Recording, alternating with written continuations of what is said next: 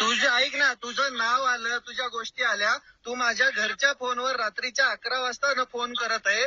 तू मला तुझ्या बच्चू भाऊच्या नावाने शिव्या देत आहे. तू मला तुझ्या बच्चू भाऊच्या नावानं धमक्या देत आहे. तू रात्रीच्या 11 वाजता फोन करत आहे. कशासाठी करत आहे तू? तू कशासाठी करत आहे? बच्चू भाऊ ऐक ना, तू काळजीच करू नको. तू कोण? सौरभ? काय नाव आहे याचं? काय नाव आहे याचं? सौरभ? सौरभ सौरभ दिलीपराव ठाकरे. तुझं गाव कोणतं? तू फसवतोय. तू महाराष्ट्राला फसवतच नाही. मी फसवलं तुझ्या बच्चू भाऊने आणि तुम्हाला शिव्या देतो काय फोन करून? रील्स बनवून. तू रील ऐक ना, तुझी भाषा आता का बदलली? आता ही ऍक्च्युअल भाषा. लोकांकडून पैसे घेऊन बोलतो. हे शिकवलं का तुझ्या माय बाबांनी? हे तुला संस्कृती दिली का माहिती तुझ्या? अरे तुझी संस्कृती दिसत आहे की रे. साऱ्या काही बोलतो. आता हा साल्या शब्द कोणाचा आहे? अख्ख्या महाराष्ट्राला माहिती आहे. पैसे घेऊन बोलायला लागला तुला. आता या महाराष्ट्राला, अख्ख्या महाराष्ट्राला माहितीये की पैसे कुणी घेतलेत नेमके. पैसे ऐका ना, पैशासाठी करत असतो. माझ्या सोशल मीडियावरून येणारा एक न एक पैसा अख्खा सामान्य शेतकरी ज्याला गरज आहे, शेतकऱ्याची लेकरं जी जिल्हा परिषद शाळेला शिकताय आणि जी लेकरं जिथं खरंच शेतकऱ्याला अडचण आहे तिथे जातो. एक आणि काय म्हणतात ना, मागच्या अतिवृष्टीमध्ये 51,000 रुपये जेवढे पेमेंट आलं होतं फेसबुकचं, ते मी 51,000 रुपये ऍज इट इज मुख्यमंत्री सहायता निधीमध्ये टाकलं. काल बार्शीचं प्रकरण झालं, ज्याच्यामध्ये एका समाजकंटकाने शेतकऱ्याच्या बागेवरती तणनाशकाची फवारणी केली. त्याला आर्थिक स्वरूपात मदत केली. 1100 लेकरांचं पालकत्व घेतलंय. त्यांना साहित्य पोहोचवण्याचं, त्यांना आधार देण्याचं काम मी महाराष्ट्रामध्ये करत आहे. बघायचं असेल तर रिश फाउंडेशनचं पेज पण तुम्ही बघू शकता. मग जर पैशासाठीच एवढा अट्टहास होता तर माझ्या बोलण्यामध्ये खूप ताकद आहे. मग कोणत्या तरी पक्षाच्या वळचणीला बसलोच असतो ना, 100% बसलो असतो. काय काय म्हणतात ना, जर काहीतरी कमवायचंच आहे तर. पण सगळ्या भिकारचोट नेत्यांना फाट्यावर मारून मी आज महाराष्ट्राच्या मनामध्ये राज्य करतो. त्याचं कारण म्हणजे माझी प्रामाणिकता आहे. आज एकादशीचा दिवस आहे. माझ्या गळ्यामध्ये पण माळ आहे. एकादशीचा दिवस आहे. श्रीकृष्णाला मानणारा मी आजपर्यंत शेतकऱ्यांच्या बद्दलची प्रामाणिकता मी कधीच सोडली नाही आणि कधी सोडणारही नाही.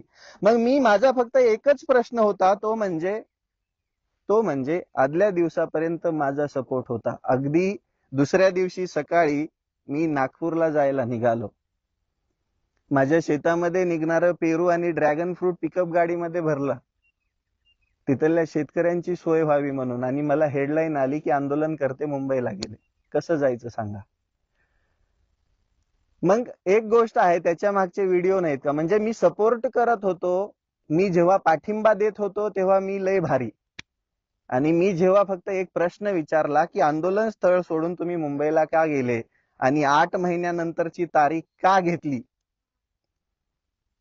एवढ्यानेच राग आला. राग आल्यानंतर प्रत्येक पोलीस स्टेशन मध्ये माझ्या विरोधात FIR दाखल, मला प्रत्येक पोलीस स्टेशनचा फोन. एवढी तत्परता. आणि काय केलंय मी?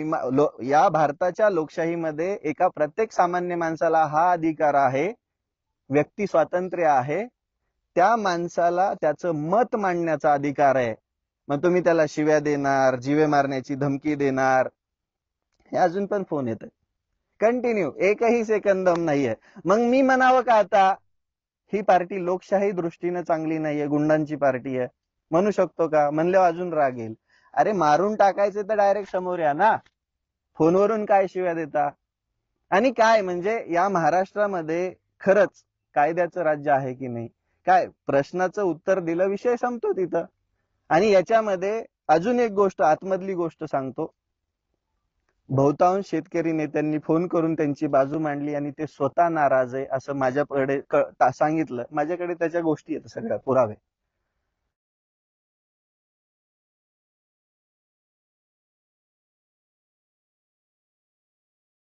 फ्लिपकार्ट की बिग बिलियन सेल से मैंने वेजिटेबल पुश चॉपर लिया है। पहले मेरे पास थ्रेड वाला था पर वो टूट गया। सांगितलं, माझ्याकडे त्याच्या गोष्टी आहेत, सगळ्या पुरावे. तिसरी गोष्ट, शेतकऱ्यांच्या कर्जमाफी बद्दल. कर्जमाफी सगळ्यात सुरुवातीची मागणी काय होती की या महायुती सरकारने शेतकऱ्यांना कर्जमाफीचं आश्वासन दिलं. पहिल्या कॅबिनेटमध्ये बैठक घेऊन कर्जमाफी देऊ असं इथल्या नाजायज राज्यकर्त्यांनी सांगितलं आणि त्यानंतर त्यांनी घुमजाव केला, कारण की पाशवी बहुमत भेटलं. ते कशाच्या जीवावर भेटलं ते त्यांना माहिती, पण महाराष्ट्राच्या जनतेला माहिती आहे की हे सरकार कसं निवडून आलं. मग मागणी काय होती की कर्जमाफी लगेच इमिजिएट झाली पाहिजे. मग 8 महिन्यानंतरची तारीख का? मग त्याला कारण का 31 मार्च पर्यंत अजून आम्ही कर्ज थकवून मग भरू? अरे काय, सामान्य शेतकरी भोळा आहे म्हणून काही कारण द्यायची आणि काही बोलायचं. पहिली एक समिती, त्यानंतर दुसरी समिती आणि आता तिसरी समिती. म्हणजे सगळ्या समित्यांना 6 महिन्याचा, 7 महिन्याचा, 9 महिन्याचा वेळ. त्यानंतर समिती अहवाल देणार आणि कर्जमाफी करणार. कर्जमाफी करण्याला समिती लागते का? माझी या नाजायज सरकारला एक विचार नाही, समिती कशासाठी लागते? प्रत्येक गोष्टीमध्ये तुम्हाला समिती लागते का? काल महाराष्ट्रामध्ये अति मुसळधार पावसाने, अतिवृष्टीने, ओल्या दुष्काळाने शेतकरी उद्ध्वस्त झाला. हे तुमच्या डोळ्याने तुम्ही बघितलं. सगळे दौरे तुम्ही केले होते सगळीकडे जाऊन.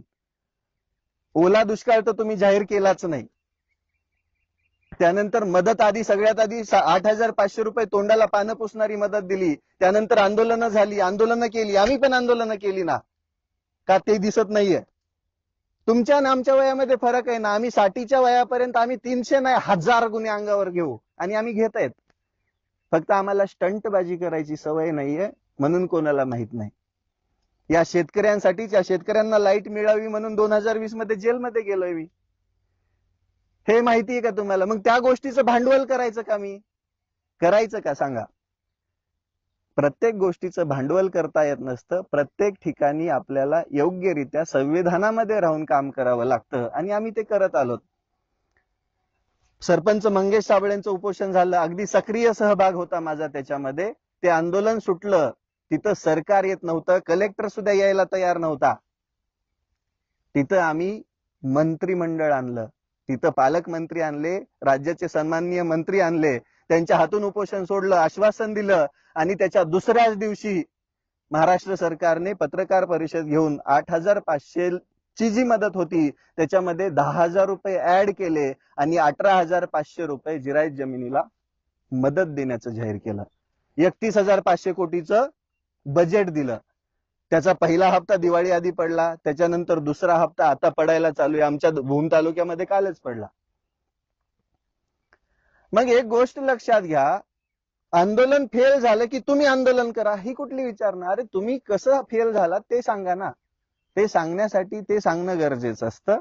दुसरी गोष्ट, एखादा व्यक्ती संवैधानिक प्रश्न विचारतोय, अभिव्यक्ती स्वातंत्र्याचा वापर करून, कोणतीही बदनामी न करता, कोणताही अपशब्द न वापरता फक्त प्रश्न विचारतोय, तर तुम्ही लगेच त्या व्यक्तीवरती सगळे झुंडशाहीने लोक सोडणार का? त्याला जीवे मारण्याचा प्रयत्न करणार का? त्याला शिव्या देणार का? त्याच्या घरी फोन करणार का? पोलीस स्टेशन मधून फोन करून घेणार का? आणि काय केलं मी? माझे फक्त 2च प्रश्न आहेत की आंदोलन स्थळ सोडून तुम्ही मुंबईला गेले आणि जाताना सुटकेस का घेऊन गेले एवढ्या मोठ्याल्या? मग हे विचारलं की राग आला. राग आल्यानंतर एवढं डायरेक्ट शिव्या वगैरे वगैरे, गुन्हे दाखल करू, हे करू, ते करू, प्रत्येकाला खेचू, हे करू, दाखवणार सगळ्यांना. अरे काय दाखवणार? या महाराष्ट्रामध्ये लोकशाही नाहीये का? बोलायचा अधिकार नाहीये का? का हे झुंडशाहीने सगळं संपवायचंय? मला म्हणायचंच नाहीये. मला फक्त एकच गोष्ट म्हणायची आहे की आजपर्यंत शेतकऱ्यांना फक्त फसवल्या गेलंय आणि मी तेच बोलत आहे. कसं फसवला गेलंय तुम्हाला सगळ्यांना माहिती आहे. प्रत्येक शेतकरी भोळा आहे आपला इथला. प्रत्येक शेतकरी नेता म्हणेल तसं वागतो. प्रत्येक शेतकऱ्याचं काय माहिती का? आपल्याला बोलायची ताकद नाहीये. शेतकऱ्याच्या अंगामध्ये बोलायची ताकद नसल्यामुळे तो कोणाला प्रश्न विचारू शकत नाही. आणि अजून एक गोष्ट सांगतो, मोठ्याच्या विरोधात बोललं की त्याला काय सहन करावं लागतं. मी बघतो ना, आखी फाईल भरली माझ्याकडे यांचं दाखल करू. अहो डायरेक्टली खुलेआम जीवे मारण्याची धमकी जर सामान्य शेतकऱ्याला आली, मला पण येते. मी पण आज भीतीच्या सावटाखाली जगत आहे. उद्या बाबा मारून टाकलं कोणी तर उद्या कोण लढणार आहे? कोण क्रांती घडवणार आहे? भले मारून टाकलं तर भीती कोणाला आहे?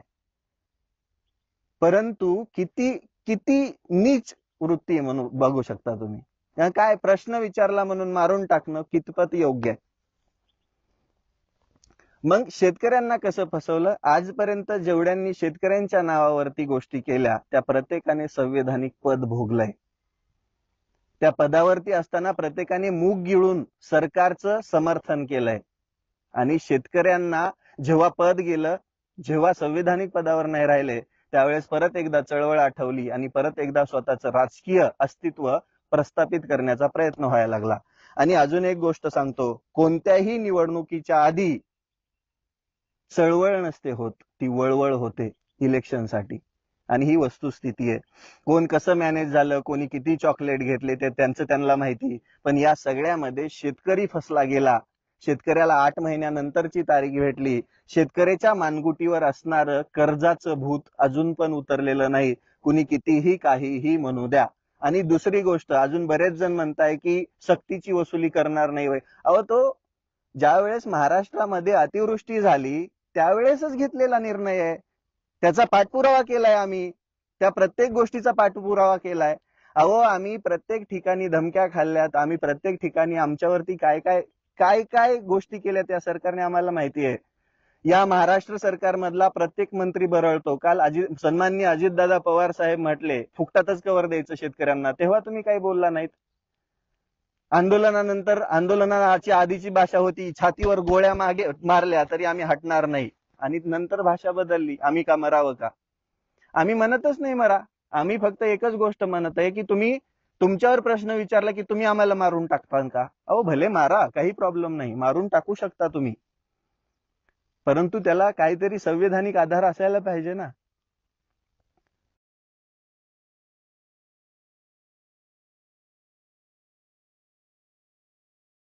नानी ने दोनों को 2-2 हजार भेजे हैं। अरे वाह, अब होगी शॉपिंग। तू ही खरीद अपने 50वें जूते। मैं तो इसे ग्रो पे इन्वेस्ट करूंगी।